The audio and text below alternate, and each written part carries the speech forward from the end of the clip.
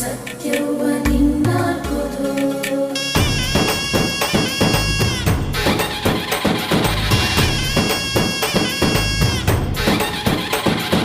ಪರಶುರಾಮನ ತಾಯೇ ಓ ಪರಮೇಶ್ವರಿ, ಬಯಲು ಸೀಮೆಯ ಕಾಯೋ ಓ ಭಾಗ್ಯೇಶ್ವರಿ.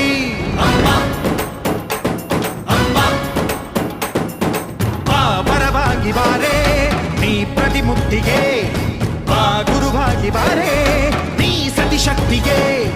ವೇದದ ರೂಪಿಣಿ, ನಾದ ಸಂಚಾರಿಣಿ, ರಾಗದ ವಾಹಿನಿ, ಈ ಭೂಮಿಯ ದಾಮಿನಿ.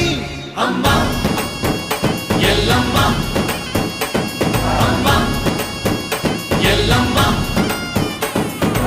ಎಲ್ಲ ನೀನೆ.